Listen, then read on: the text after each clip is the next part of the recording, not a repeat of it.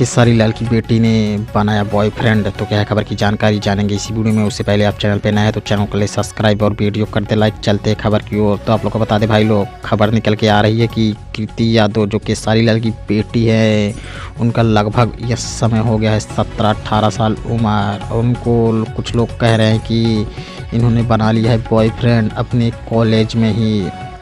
इस खबर को सुनकर केसरी लाल के भाई और केसरी लाल दोनों हो गए हैं आग बबूला। बोल रहे हैं ये सब खबर फैलाना बंद करो, मुझे बदनाम करने के चक्कर में मेरी बेटी को क्यों ला रहे हो बीच में। तो आपको क्या लगता है, किसी को बदनाम करने के लिए उसके परिवार को बीच में लाना चाहिए कि नहीं? अपना राय कमेंट बॉक्स में ज़रूर बताया। और आप लोग को बता दें ये सब बस एक सोची साजिश है केसरी लाल के परिवार को और केसरी लाल को बदनाम करने के लिए। इनकी बेटी बहुत संस्कारी लड़की है। वो बोल रही थी मैं पढ़ लिख के बनूंगी IAS टॉपर, मुझे फिल्मों में नहीं आना है।